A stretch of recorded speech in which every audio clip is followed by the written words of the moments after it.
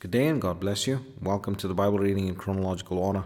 Just such a privilege to have you with us. We thank the Lord for each of you. Thank you for joining and for participating with us in the reading of the Word of the Lord. I pray that this breakdown, this overview would just give us more insight even as we go through the Word of the Lord together. And I pray that the Lord would bless us as we read through His Word together.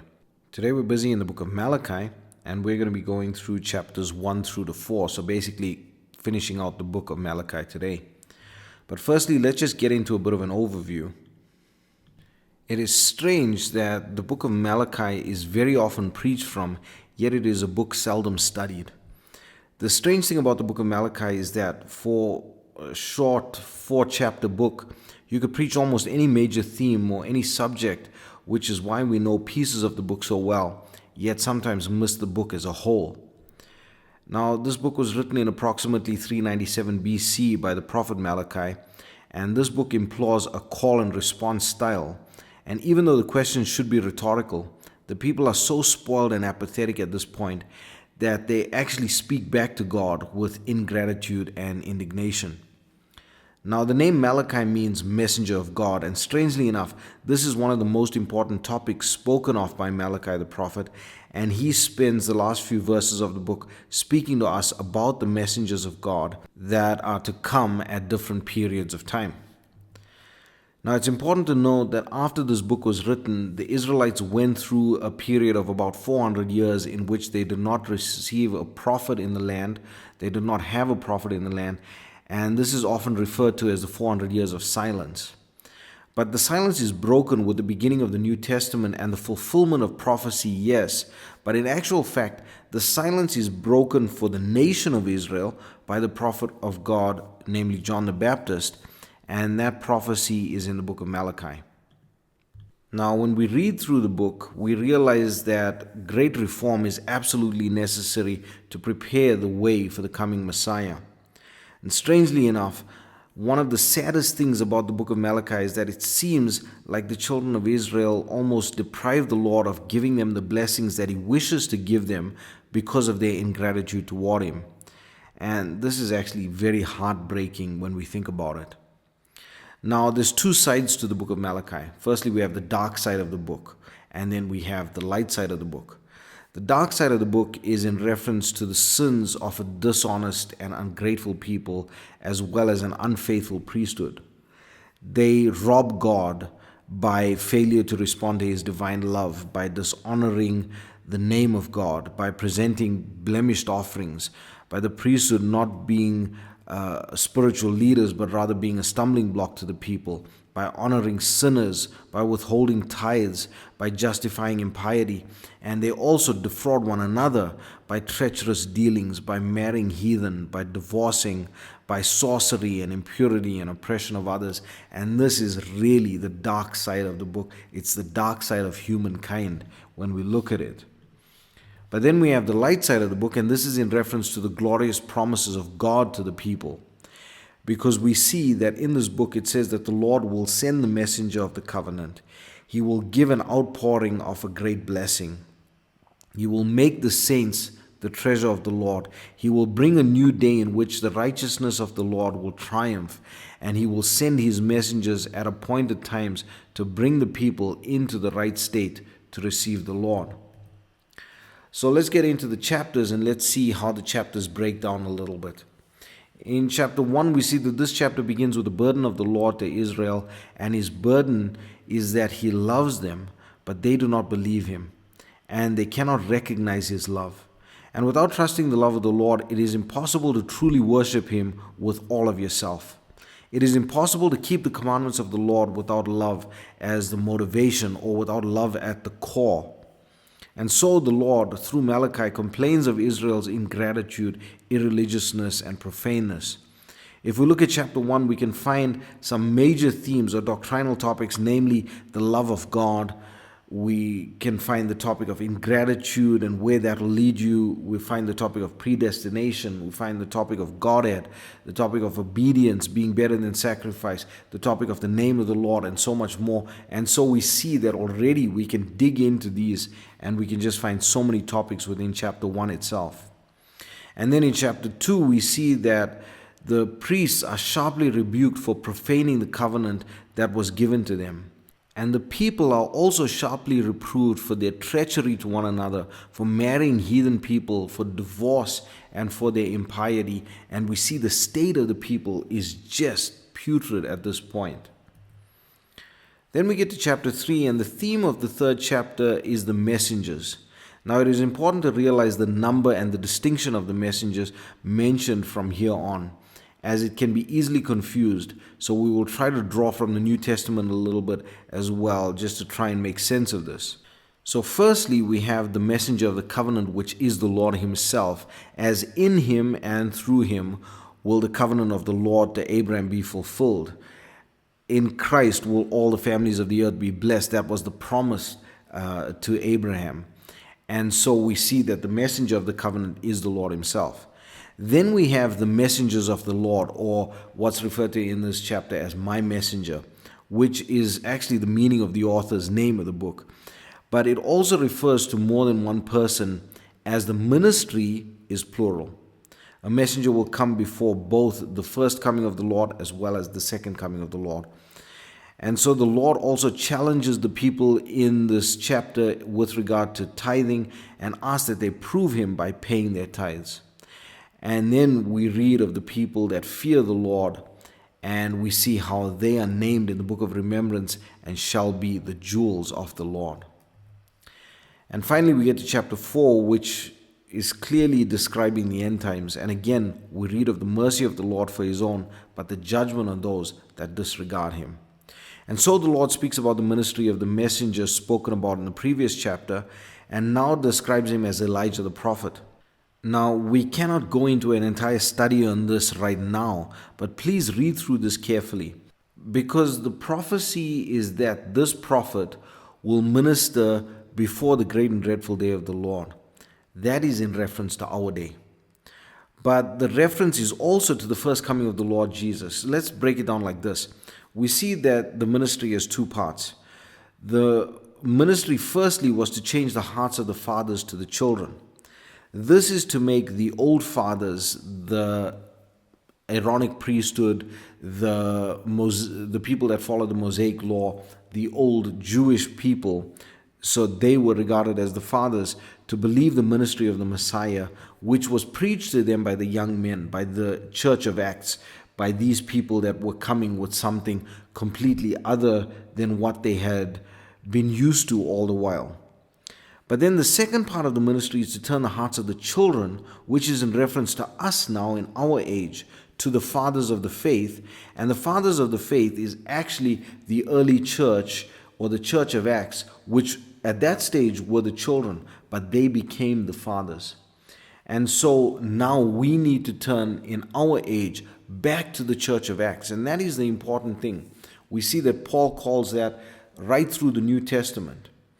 But when we look at it and we see that, how can you say that it's two ministries? We know that this ministry should come before the great and dreadful day of the Lord, which is in our age. When you look at it, when the Lord Jesus spoke about it, he says that this is in reference to John the Baptist, and he will forerun the first coming of the Lord. And so there will be a forerunner to the first coming of the Lord. Through this chapter and through the writings of Malachi, we can easily see as well that there needs to be a forerunner to the second coming of the Lord as well. And that's so important. All that to say, this book requires a lot more study and deep study of the entire book, the book as a whole, to receive the context, to understand what the prophet is talking about, or what the Lord is talking to us about through the prophet Malachi. And it's just an amazing book, so jam-packed. 4 chapters, but completely jam-packed. I pray that it would be a blessing to you as you go through it. May the Lord bless you and keep you. May his face shine upon you, and may he give you peace. God bless you as you enjoy the reading of the word today. Malachi, chapter 1. The burden of the word of the Lord to Israel by Malachi. I have loved you, saith the Lord. Yet ye say, wherein hast thou loved us? Was not Esau Jacob's brother, saith the Lord? Yet I loved Jacob, and I hated Esau, and laid his mountains and his heritage waste for the dragons of the wilderness. Whereas Edom saith, we are impoverished, but we will return and build the desolate places, thus saith the Lord of hosts, They shall build, but I will throw down, and they shall call them the border of wickedness, and the people against whom the Lord hath indignation forever. And your eyes shall see, and ye shall say, The Lord will be magnified from the border of Israel. A son honoureth his father, and a servant his master. If then I be a father, where is mine honour? And if I be a master, where is my fear? Saith the Lord of hosts unto you. O priests that despise my name. And ye say, Wherein have we despised thy name? Ye offer polluted bread upon mine altar. And ye say, Wherein have we polluted thee? In that ye say, The table of the Lord is contemptible. And if ye offer the blind for sacrifice, is it not evil? And if ye offer the lame and sick, is it not evil? Offer it now unto thy governor. Will he be pleased with thee, or accept thy person? Saith the Lord of hosts. And now I pray you, beseech God that he will be gracious unto us. This hath been by your means. Will he regard your persons? Saith the Lord of hosts. Who is there even among you that would shut the doors for naught? Neither do ye kindle fire on mine altar for naught. I have no pleasure in you, saith the Lord of hosts, neither will I accept an offering at your hand. For from the rising of the sun even unto the going down of the same, my name shall be great among the Gentiles, and in every place incense shall be offered unto my name, and a pure offering. For my name shall be great among the heathen, saith the Lord of hosts.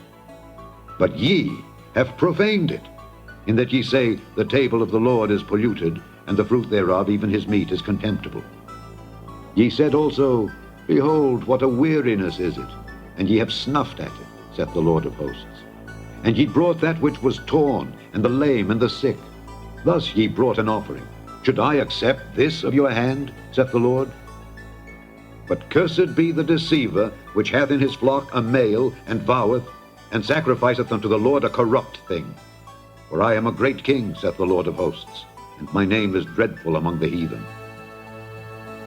Chapter 2. And now, O ye priests, this commandment is for you. If ye will not hear, and if ye will not lay it to heart to give glory unto my name, saith the Lord of hosts, I will even send a curse upon you, and I will curse your blessings. Yea, I have cursed them already, because ye do not lay it to heart. Behold, I will corrupt your seed, and spread dung upon your faces, even the dung of your solemn feasts, and one shall take you away with it. And ye shall know that I have sent this commandment unto you, that my covenant might be with Levi, saith the Lord of hosts.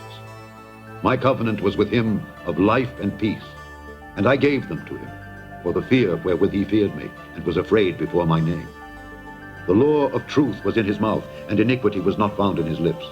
He walked with me in peace and equity, and did turn many away from iniquity. For the priest's lips should keep knowledge, and they should seek the law at his mouth.